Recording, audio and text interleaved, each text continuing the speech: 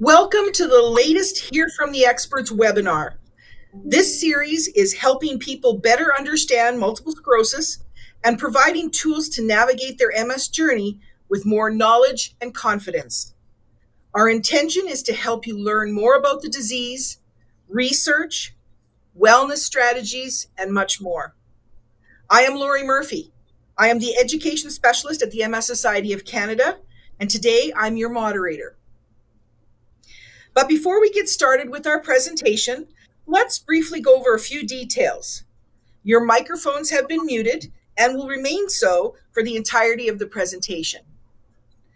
This webinar is being recorded and will be available soon on our website in English.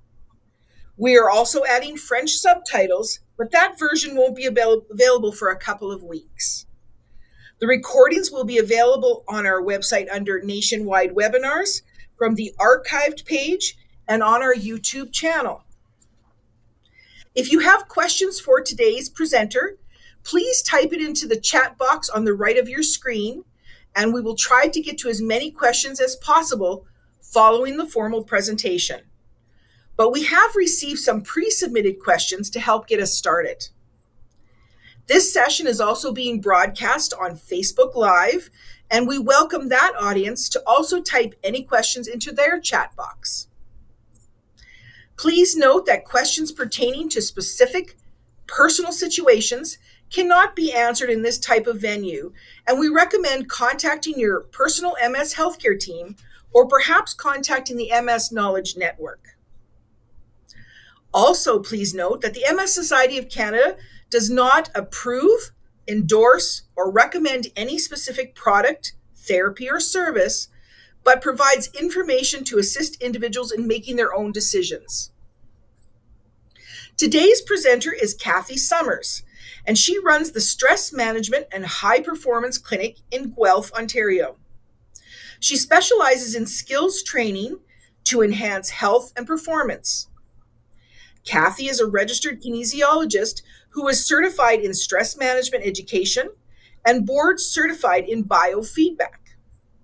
For over 30 years, she has taught relaxation and stress management skills to both groups and individuals in the healthcare and corporate settings. Her most popular programs and presentations include the topics of better sleep, as today, increased resilience, curbing worry, and dialing down anxiety.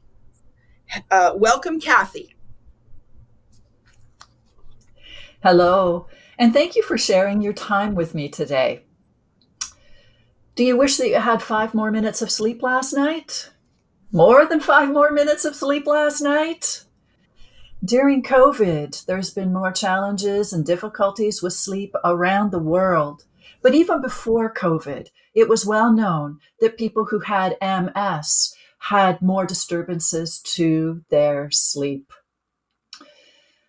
Many years ago, I began a Better Sleep program to answer questions from my clients that they had about their sleep.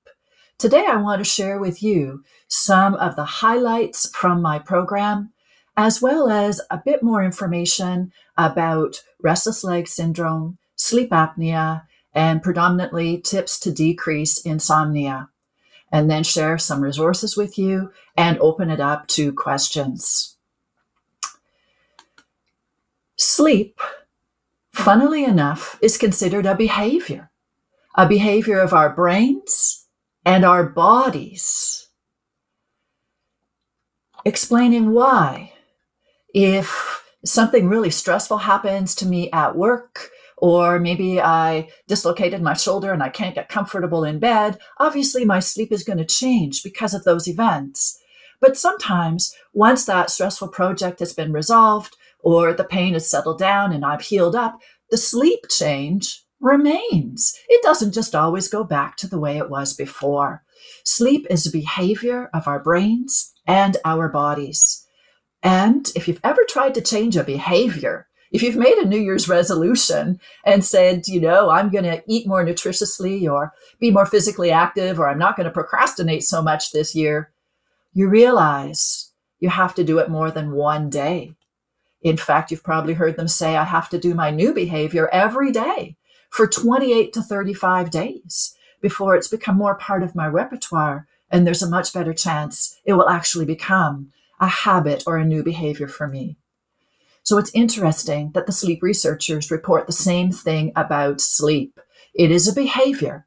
And if you're thinking about trying any of the ideas that we're talking about today, or that you hear elsewhere, it would be recommended you would try that new idea or that new behavior every day or every night for 3 to 4 weeks before making a judgment call.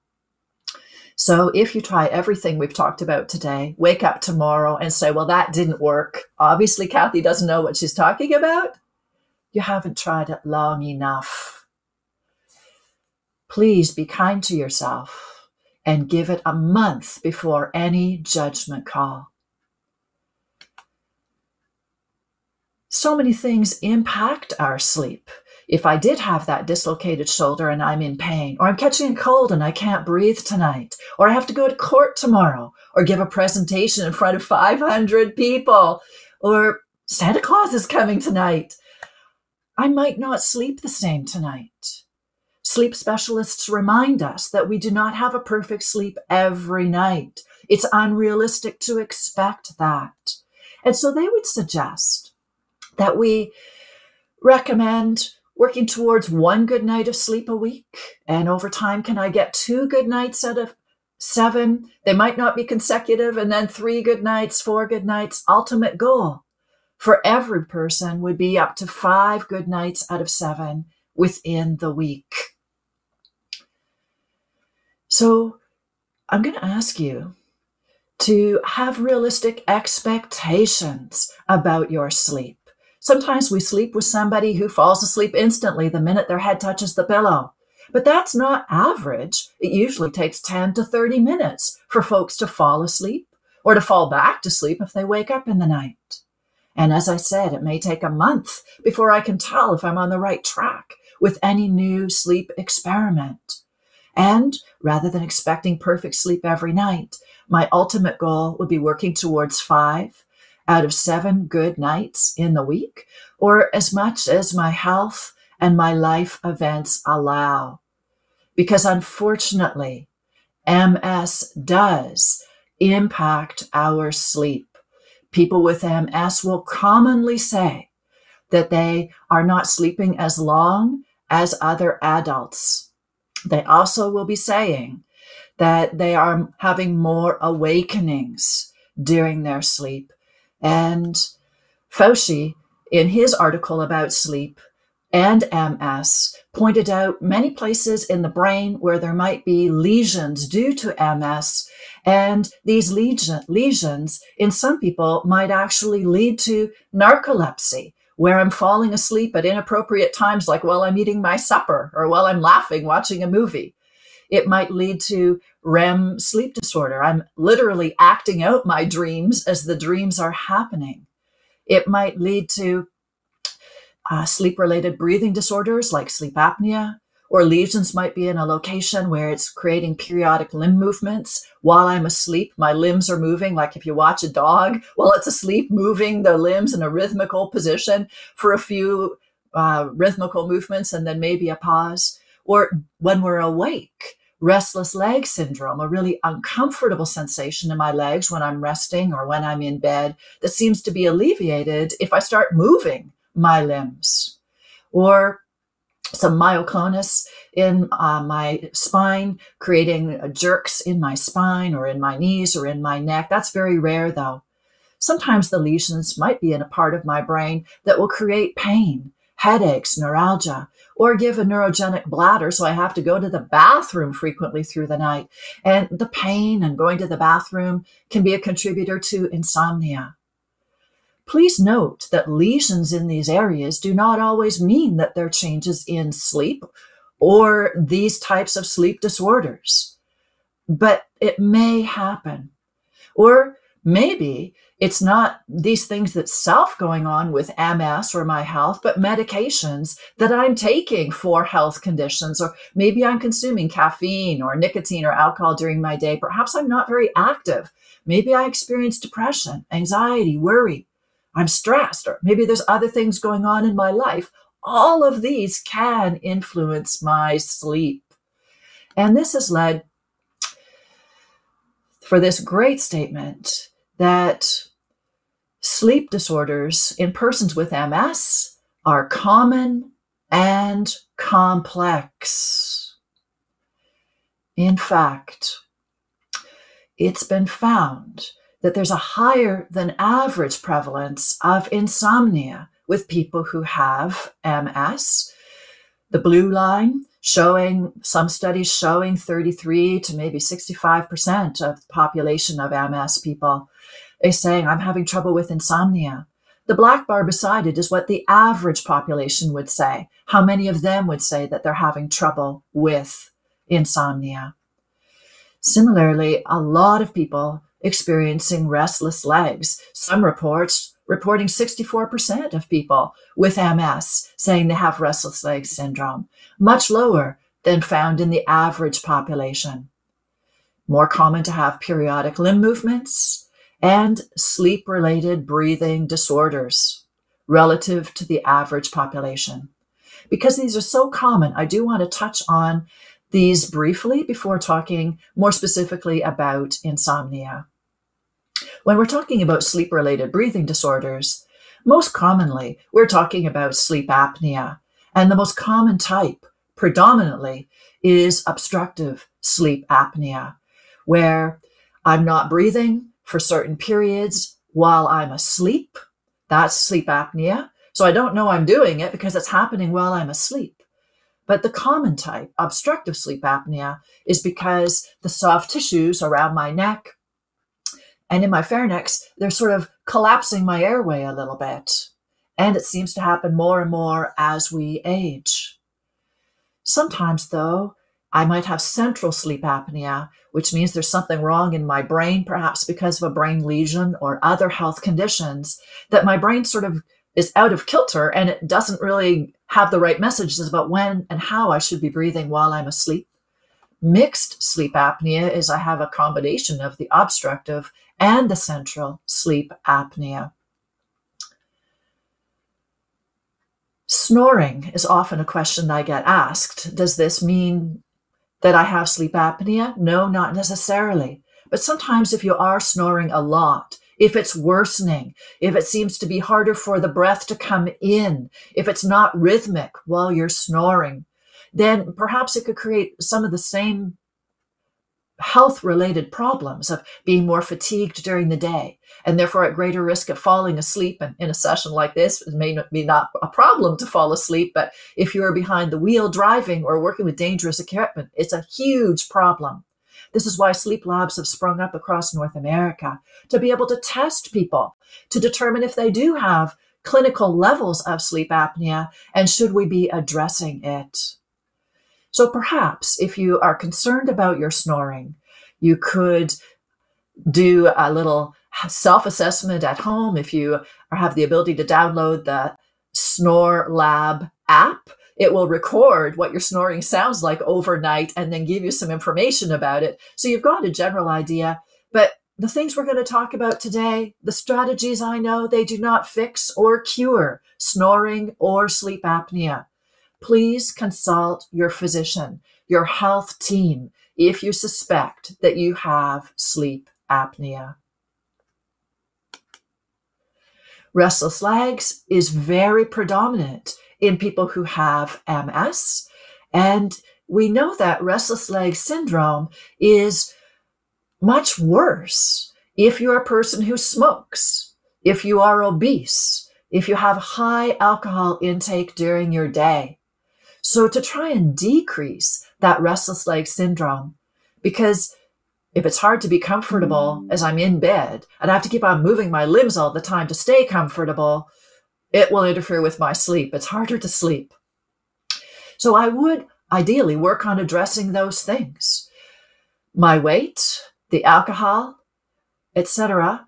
I also would recommend looking at the caffeine and see what you could do with that. People who have low iron levels may be more at risk of restless leg. Perhaps some medications that I'm taking are contributing to the restless leg. So I'd like to review what those medications are with my pharmacist or my physician, my prescribing health team member. It may also help to avoid temperature extremes, especially being too hot, to decrease stress because of the stress chemicals that are released in our body, and to become more physically active. Have you heard that Katie Cederberg's PhD thesis was about MS and restless legs, wondering if we could decrease the restless legs by doing physical activity? And the answer seems to be yes. She found that people who did over 16 weeks increase their physical activity level, they were able to decrease their restless legs by up to 30%, with a 70% increase in the number of steps that they were walking every day. They were using a modified version of the behavioral intervention for increasing physical activity in MS protocol. So on average, these people were relatively inactive, maybe walking only 4,000 steps in a day. And by the end of the 16 weeks, walking on average 7,000 steps a day. So increasing light physical activity, just walking a little bit more, may be very helpful at decreasing restless leg syndrome. Now, insomnia. Insomnia is experiencing a long time to fall asleep, 30 minutes or more to fall asleep when I get into bed. Or if I wake up in the night, it takes more than 30 minutes for me to fall back to sleep. Or if I wake up really early in the morning and I can't get back to sleep, even if there's more time, that I could have more time for sleep. Or I don't feel like I'm getting very much energy from my sleep. If you would indicate yes to any of these items, you would fit into the definition of insomnia. This is very common in people with MS and people without MS. So what could we do? The great news is that if you were to follow the 3 keys to decreasing insomnia, they are more effective than sleeping pills. Wow! More effective than medications? Yes, in the long run, they are more effective. Remember what I said at the outset. It may take 3 to 4 weeks before I can tell if I'm on the right track with these strategies. So I give it that time before making any judgment calls. What are these 3 keys to decrease insomnia so I can fall asleep more easily, fall back to sleep more easily, and get a bit more energy from my sleep? The first key is to relax my body when I'm in bed. It's been found people who are having trouble with their sleep as they're approaching their bedroom and their bed, their muscles are more tight and their heartbeat is going faster. Maybe because they're saying to themselves, how long is it going to take to fall asleep tonight? Or how tired am I going to be tomorrow? What if it impacts my ability to think and to work? What if it impacts my mood and my relationships? What if it deteriorates my health? Can you see how thinking stuff like this might get my body tightening up and even my heartbeat going faster? And so ideally, I'd like to relax my body while I'm in bed. I'd also like to relax my mind while I'm in bed. And most of my clients tell me this is their nemesis. Kathy, if you could just find the switch, the off switch in my brain and settle down that busy brain, I know I would be able to sleep better. And in addition to relaxing the body and the mind, if we could do certain sleep strengthening behaviors. If you've done any reading about sleep, from trusted websites or quality books, then you've read about this already. If you've talked to a health professional, this would be the handout that they would give you. Sometimes it's called sleep hygiene. You know, hygiene means more than just being clean. From the Greek roots, hygiene means the art of health. And so when we say sleep hygiene, we mean the art of sleep health. What are some behaviors that we know can really improve our sleep health? I'll be sharing a longer list with you in a few minutes, but I want to start off with sharing one of the pioneers in sleep research, Dr. Dick Bootson, said when he first elucidated a list of sleep behaviors. He said, don't look at the clock when you're in bed. Don't look at the clock when you're in bed. Why did he say that? Oh, if you're lying down in bed and you look at the clock, do you start saying to yourself, I've already been in bed for an hour and I'm still not asleep. Oh, now it's 2 hours and I'm doing math in my head. Or the alarm's going to go off in 3 hours. I need to get back to sleep. And then maybe starting to say, I've got to fall asleep right now. I need all my energy for tomorrow. It's a really big day. Did that sound familiar? Many of my clients relate to this. But you know, if I'm talking like this, it might have been calm in my tone.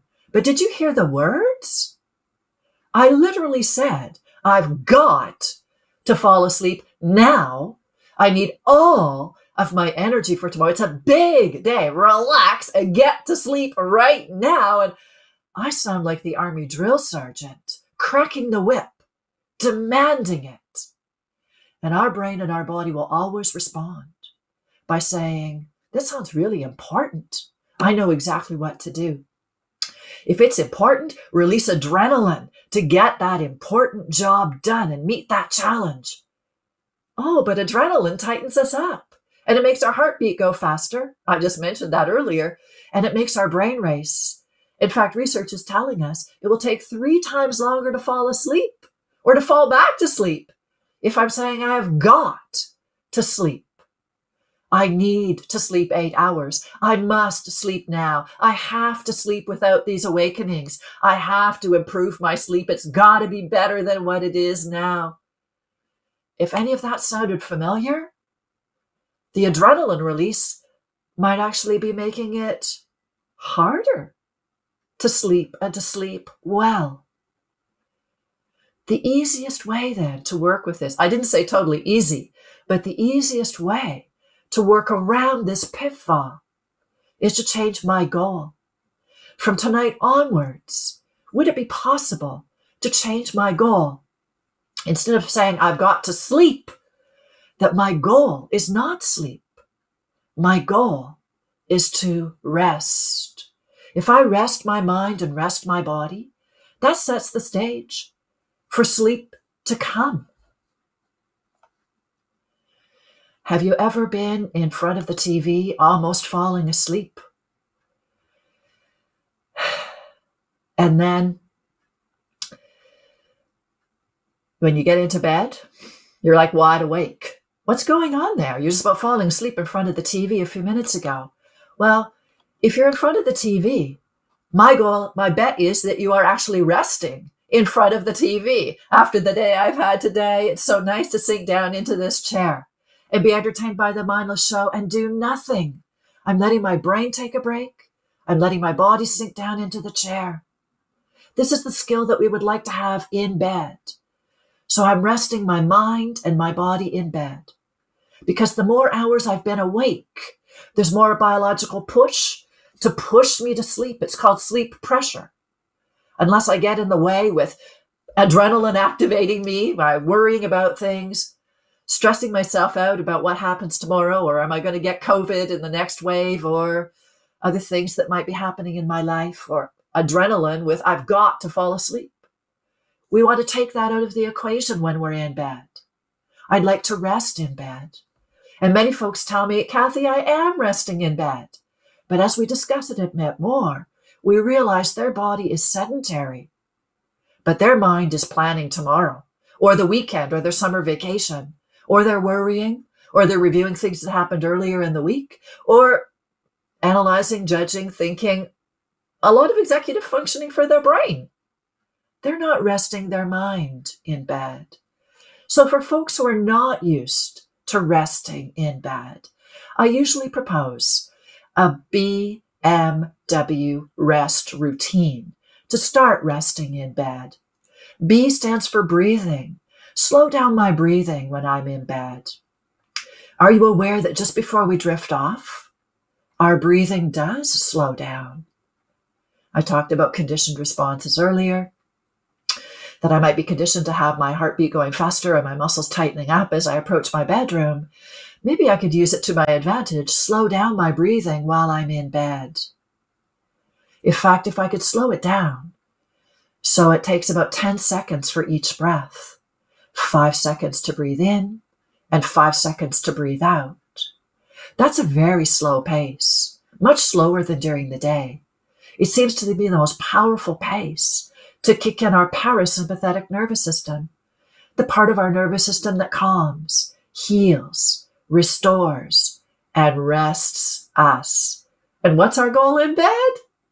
To rest mind and body. So slow, easy breathing. You've probably tried this already in bed. The problem is our mind wanders a lot if I'm solely doing breathing. And so let's add in a little bit more. BMW. M stands for muscles, letting go of tension in the muscles in our body. More and more the sleep specialists are saying, if I'm that person who during the day tends to furrow my brow, squint my eyes, clench my jaw, shoulders up around my ears, hands in fists, it's actually going to be easier for you to fall asleep if I let go of that tension before bed or in bed. So some people will do gentle stretching, very gentle movements before bed, whether it's their own stretching routine or gentle yoga or Tai Chi or Pilates for just gentle walking.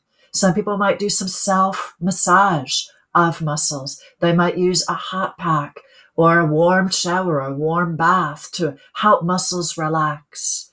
I coach people in relaxation strategies. I especially will encourage them to work on relaxing around their face because I come from a science background. And if I look at the science, I realize if I especially relax my eyes and my jaw, I'm going to have a very strong impact because proportionate to the rest of the muscles in my body, there are more nerves from these muscles. More nerves inputting into my brain. If I'm lying in bed thinking about things that bugged me today, my jaw's going to be intense. If I'm replaying a movie about it in my mind, my eyes are going to be tense. And information about that tension goes into my brain and my brain stays active. If I rest these muscles, I'm not just resting my body. My mind is settling down. And we've known for almost 100 years, people who relax their eyes, their jaw, and their neck will fall asleep more easily. So I suggest resting the muscles in our face and then the rest of our body with a quick body scan or talking to them. Or I teach the progressive muscle relaxation, gently tensing your forehead and then relaxing, gently tightening your eyes and then relaxing, gently tensing your jaw and then relaxing, similarly with the neck, etc. If you're a person who you just find with your MS, when you hold tension, there's a greater risk of spasm. We certainly don't want to tense that much or don't even tense at all. Just talk to the muscles and tell them to smooth out and ease off the tension there. B, breathing, slowing it down. M, muscles, letting go of tension. And W stands for warm, letting the warm blood flow back into my fingers. A few years ago, a study asked the question, can we predict when somebody's just about to fall asleep? And the best predictor was how much their hands and feet were warming up relative to their core body temperature. That might sound sort of strange, but if you've learned about the stress reaction, we not only tighten our muscles and have our heartbeat go faster and our breathing change when I'm stressed, our blood flow changes, so it shunts blood away from our fingers and toes because I don't need great circulation there right now. It shunts the blood away into the big muscles in my arms so I can fight if it comes to that, or into my legs so I can run away or climb a tree. You might have heard it called the fight, flight, freeze response. A sign I'm really relaxing or resting is the warm blood goes back to my hands and my feet. I have better circulation there. And if I have a blanket over top of me, then it'll start warming up underneath the covers. You might have heard it said we should be sleeping in a cold room. The research didn't really bear that out as much as what the research really says is we do not sleep well if we're too hot. It doesn't mean it has to be freezing cold in our bedroom. Just make sure that it's not too hot underneath the blankets or with the type of pajamas and bedclothes I have and the thermostat. I'd like it so that I'm not too hot. So I want to be the cozy warm, comfy warm, but not too hot. Some people will stick their feet out from underneath the covers, so they're just the right temperature. If you then are a person who wants to decrease the insomnia and make it easier to fall asleep when you're in bed, I would suggest our goal is to rest. When you get under the covers tonight saying, it's so nice to sink down into this mattress. It's so nice to feel the head being supported by the pillow, to be getting warm and cozy underneath the covers, to rest my breathing and slow it down, to rest my muscles and smooth my face, to rest more and more so the warm blood can get back into the extremities.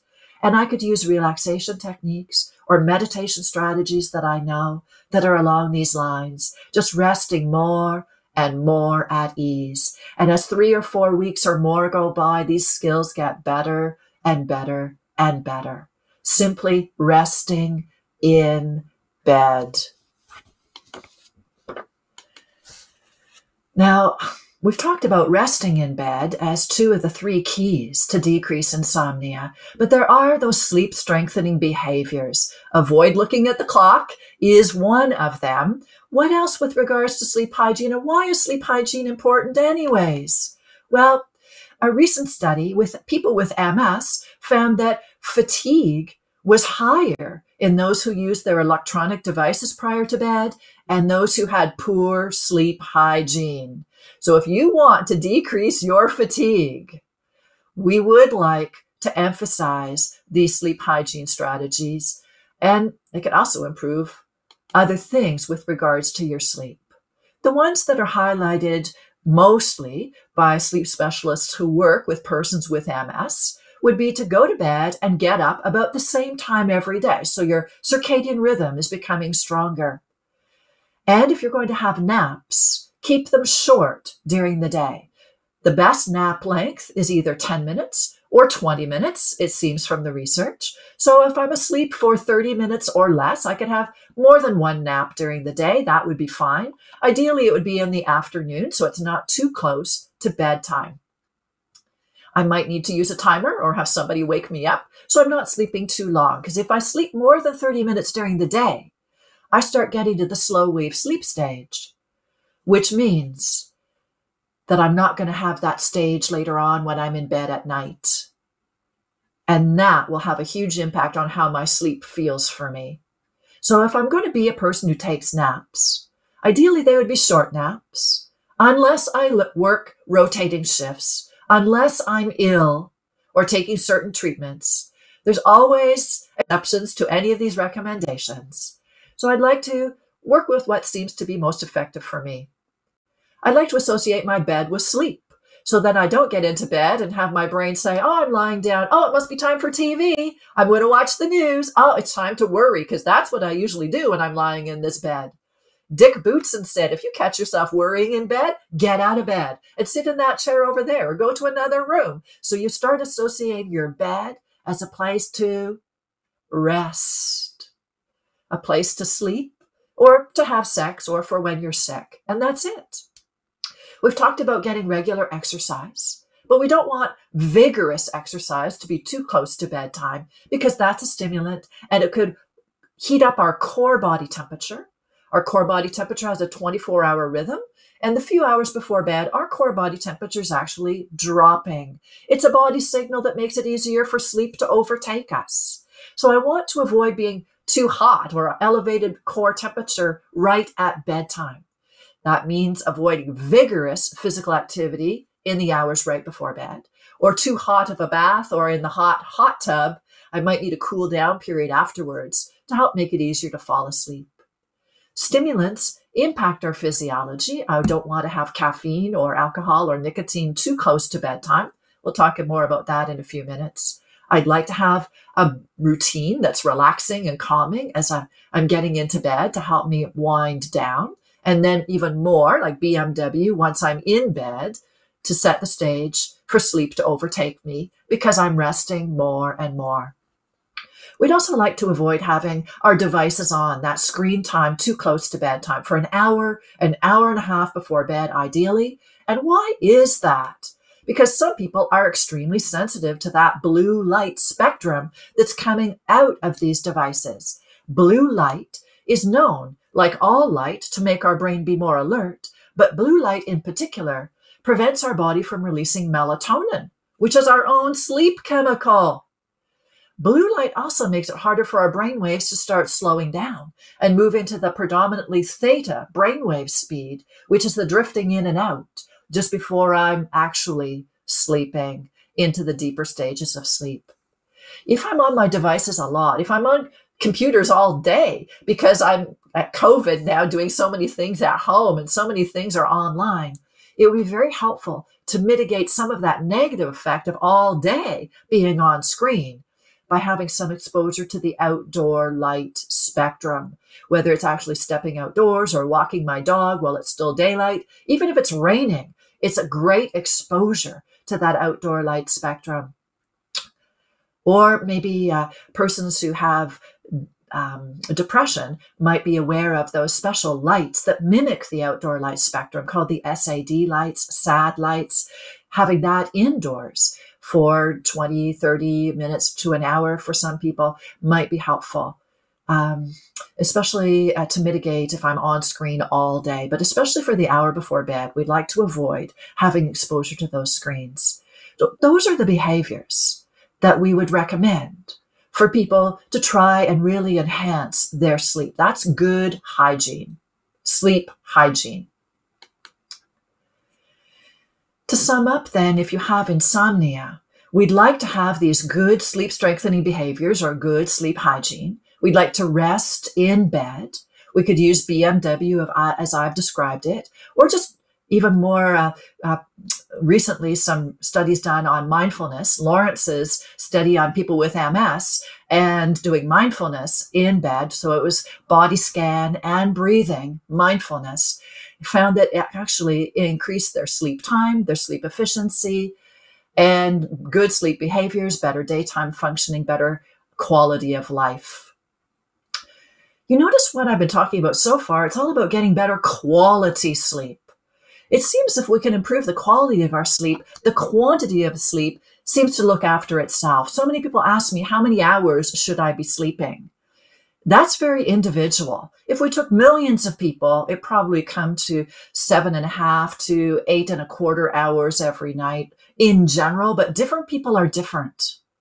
So rather than getting stressed out about a particular number, is it possible to be in bed for the hours that your body would like for sleep, that you found over the years helpful for you as an adult? And take the stress off about the number of hours and do some of the strategies we've been talking about to see if I can improve the quality of my sleep. So many people say, I'd love to be able to get, 6 hours of good, restful sleep compared to 9 hours of feeling like I worked all night and I'm exhausted the following day. If you agree with that, then our emphasis really is quality of sleep. And to talk a little bit more about sleep quality then, I want to share with you these stages that we have, the sleep stages. I start off and I'm awake, and then I go into stage 1, sleep, a very light sleep. In fact, we do a lot of thinking even while we're asleep in the light stages of sleep. It used to be thought nothing happened while we were asleep, but now that we can measure sleep, we realize there's a lot of activities and we can even think. Maybe you've even solved problems while you were asleep. We move then into stage 2 sleep, a little bit deeper, and 50% of the night we're usually in the lighter stages of sleep. Stage 3 and stage 4 sleep are very deep sleep. I sleep through the thunderstorm. I'm really out of it. All stages of sleep give us energy. But this stage 3 and stage 4 sleep, or more recently, sometimes it's called slow wave sleep because it's more descriptive of what's happening if we see the brainwave patterns. This slow wave sleep is so deep, it's like a superpower recharge of energy. It's very restorative and very rejuvenating. So most of my clients say, I want more of that. I want to make sure that I get my slow wave stage of sleep. Just before we get to that, I want to finish up our stages. Usually after some slow wave sleep, our brain becomes very active. Our body is very inactive while we have rapid eye movement, REM, sleep, it means I'm dreaming.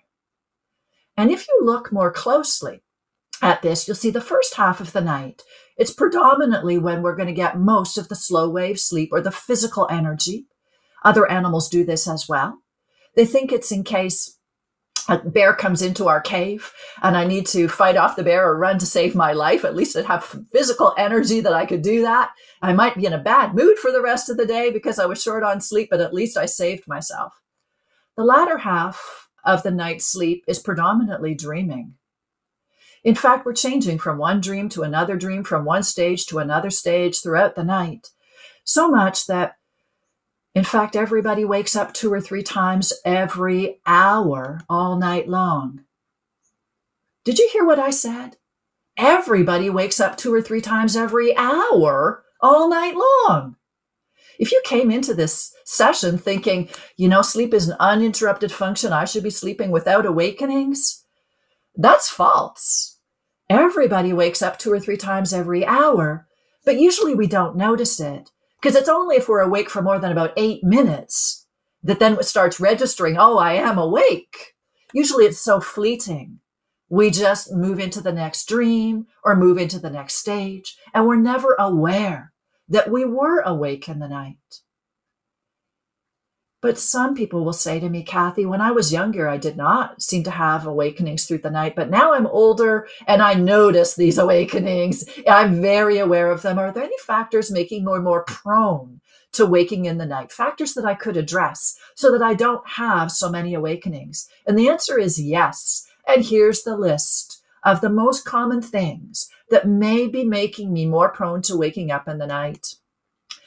Obviously, if my bladder is full, and did you know that if I have sleep apnea, it fills my bladder more quickly? Wow. And if I'm in pain, or I'm too hot, or I'm too cold, or there's noise, obviously I might be waking myself up. I'm uncomfortable. Or maybe I'm ill, or I have sleep apnea, and these things are waking me up. We also might be more prone to waking up if my iron levels are low. If I have alcohol, nicotine, or caffeine too close to bedtime. These are stimulants, and yes, they used to prescribe alcohol as a nightcap, but they don't do that anymore because we understand now that initially it's a central nervous system depressant, but then there's a rebound stimulant effect, and that wakes me up and interferes with sleep.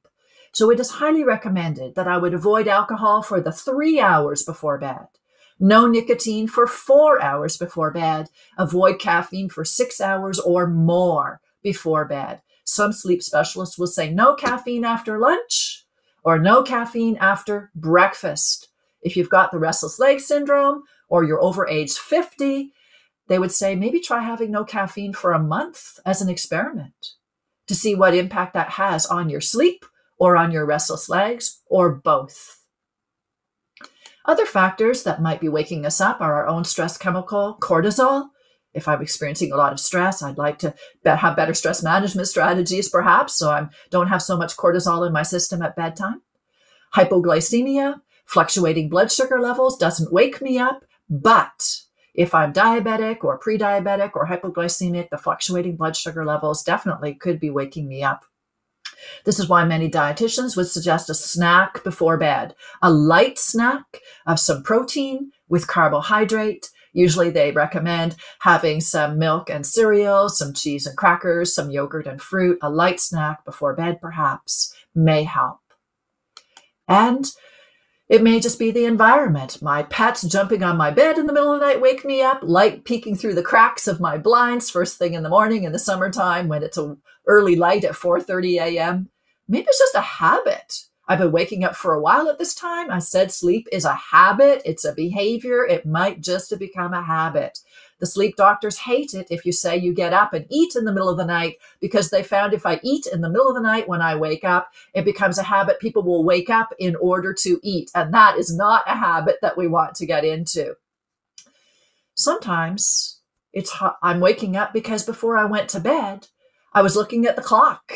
I know I had to get up earlier than usual tomorrow. If you're like me, then I wake up every hour on the hour because I was saying I have to get up earlier than usual. Or maybe there's unfinished business or there's something that I'm worried about. I was stressed during the day. And my brain is waking me up. It wants me to finish the business. What's the plan? How do I stay safe? What's the solution to what it is that I'm worried about? Or at least the plan to get through that situation if it crops up.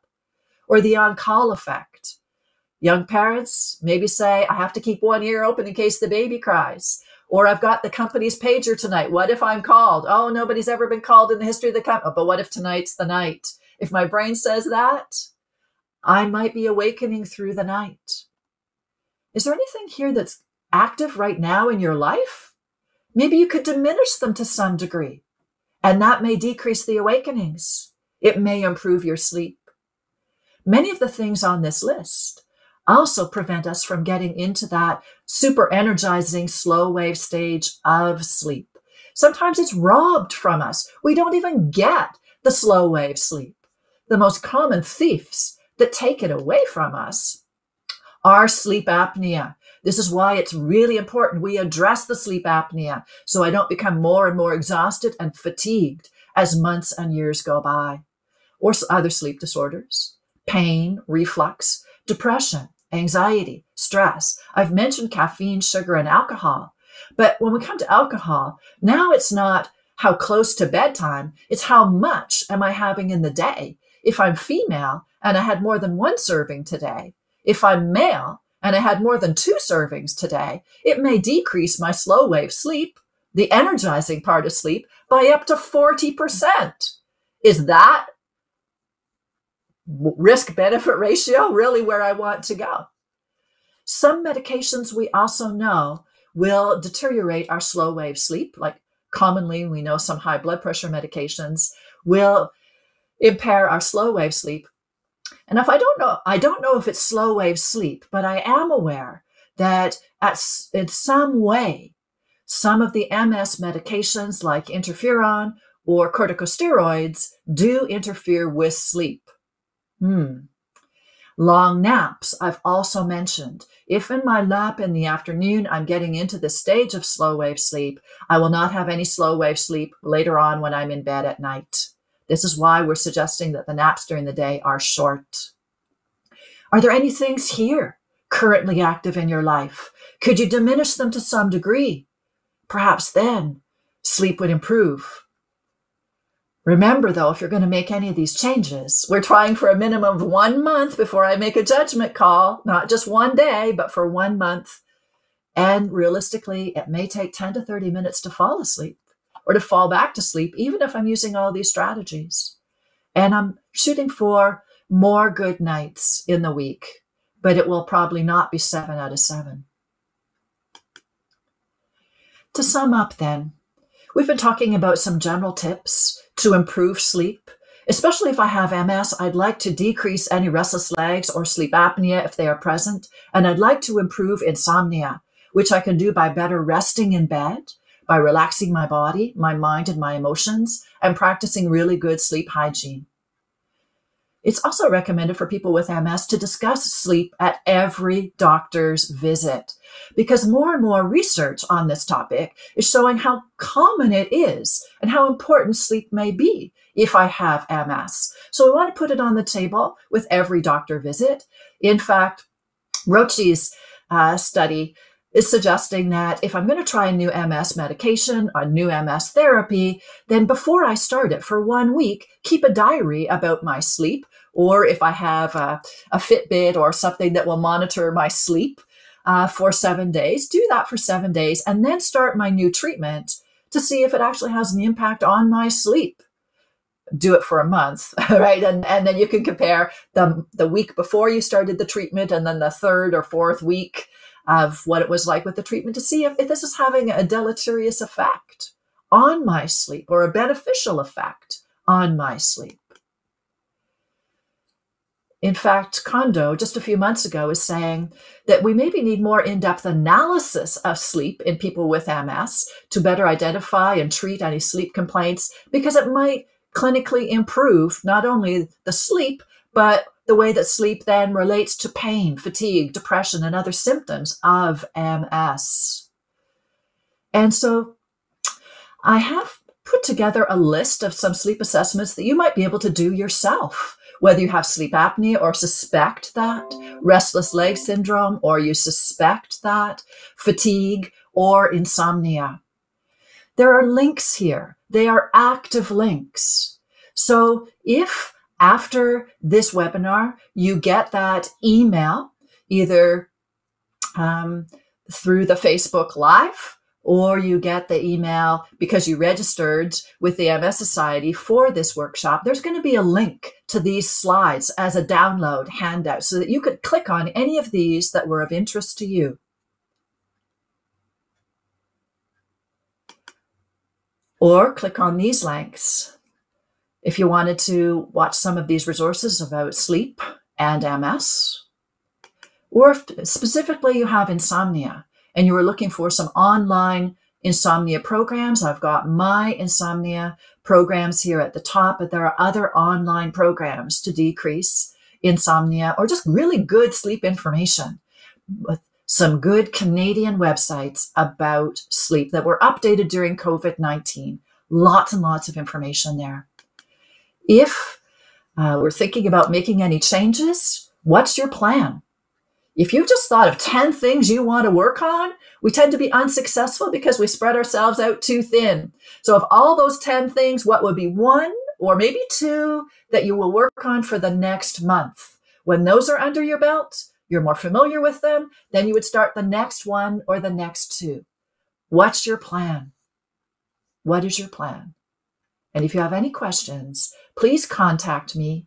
Or if you're watching this video much later and you want those slides to click on the links, you can email me here at my address, ksummers@uoguelph.ca. Now, I'm wondering what questions you have about sleep. Well, thank you, Kathy, for that informative presentation. We really only have a few minutes for questions, but we have some pre-submitted questions we can get started with. But it was important to note that any questions that we receive from the chats that pertain to specific personal situations cannot be answered in this type of venue. And that's when we suggest you go back and talk to your healthcare team. If you are experiencing MS symptoms such as pain, spasticity, or frequent urination, and it affects your ability to initiate sleep, stay asleep, or go back to sleep when you awaken during the night, again, talk to your doctor.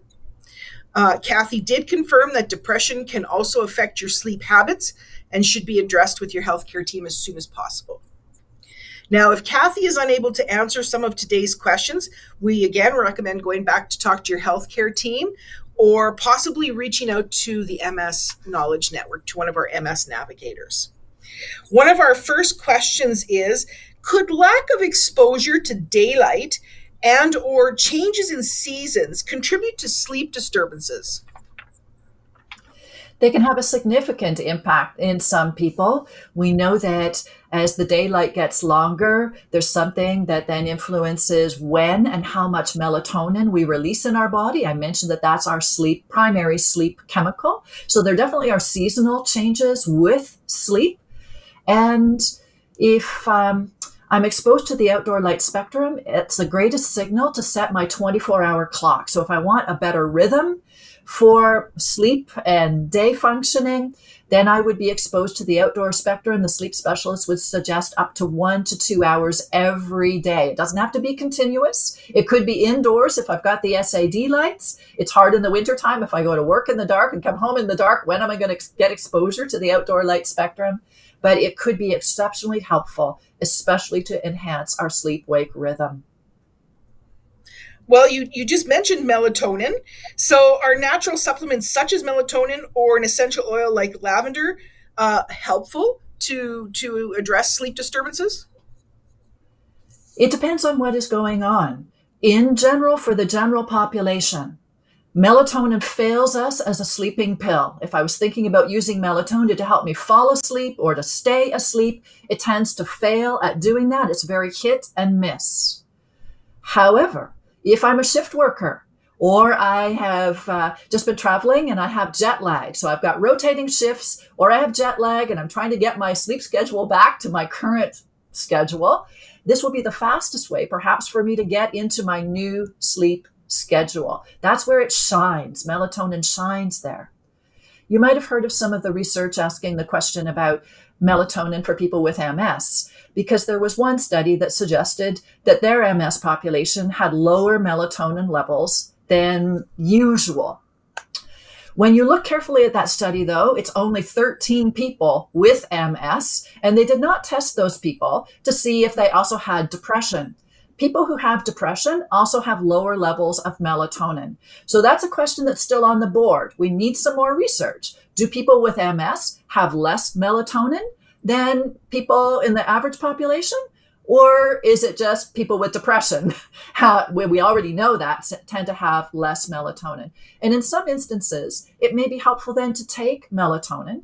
As I said, perhaps if I'm a person who experiences depression, or if I've got GI disturbances. Melatonin is a multi-purpose chemical. It impacts sleep, but it also can do some great things for our GI function and many other functions in our body. So sometimes it's prescribed not just for sleep, but for other health benefits. As for lavender and other supplements, there's not good research on them, so I can't really comment specifically with confidence whether they make a difference or not. But remember, the most important thing is, what can I do to rest in bed? What can help me be more calm, more at ease? If it helps decrease my anxiety, if it helps me feel more comfortable. Sometimes we know smelling comfortable scents like lavender, vetiver, chamomile, which has been suggested for sleep, maybe just help us be more calm, because we do respond unconsciously to scents and odors. Experiment. Thank you. Try for a month and see. Yeah. You mentioned Snore Lab app as something people might try. Although they may not be free, do apps for calming, music or sounds, meditation, and or sleep regulating really work? And if so, do you have any that you might recommend? They can work very well for some people. So it's a matter of experimenting. That's why it's nice sometimes to try the free version, if there is a free version for something that you might have to pay for that would give you a little bit more width or a longer program. It is about experimenting. Many of my clients in the past have told me that they like the Calm app, and some people like Headspace, but there are many others out there. Some people tell me they like the ones that have sleep stories because it allows their brain to follow along with a relatively monotonous, semi-interesting story. So they stop worrying, they stop thinking about the future or the past, and their brain is engaged in something that brings them to be more at ease. Maybe a larger question that I'd just like to make a comment about is that our goal in bed is to rest. That sets the stage for sleep to overtake us. Specifically, if I have insomnia and I want to more easily fall asleep, fall back to sleep, or get more energy from my sleep, we do know that the greatest or most impactful thing we can do is not sleeping medication in the long run. It would be cognitive behavioral therapy for insomnia. And cognitive behavioral therapy for insomnia is, as it suggests, working with my cognitions and my thoughts and my behaviors, like that list of sleep hygiene behaviors. And it covers 5 different components. And one of the components is about calming and relaxation. So this would be where those apps could be very helpful. What are my thoughts? Do I say I've got to fall asleep right now? It's about association. Do I associate my bed with TV or worrying?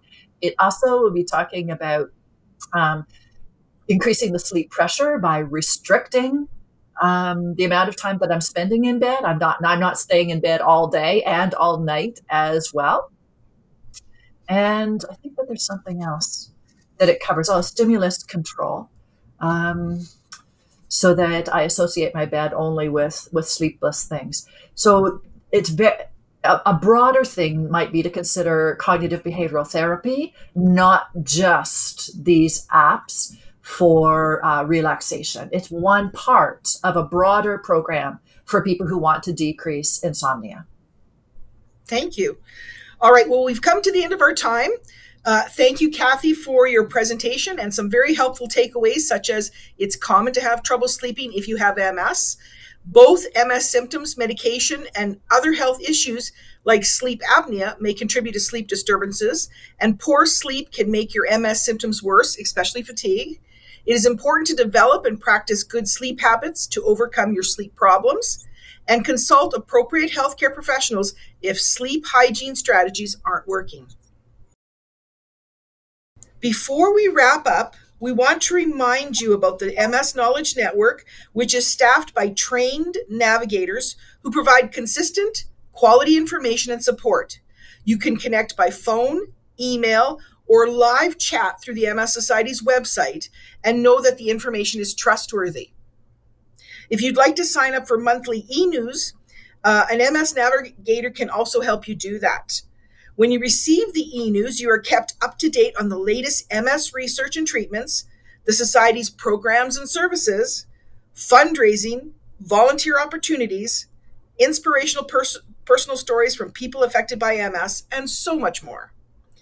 All delivered to your email inbox each month. Be part of the MS community. We encourage you to get involved with our programs, services, events, and volunteer opportunities.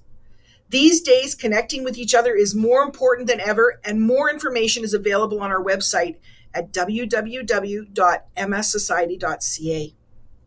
We also encourage you to visit wechallengems.ca to learn more about how you can help us to raise funds which are needed to maintain our research commitments, advocacy initiatives, and programming to support those affected by MS.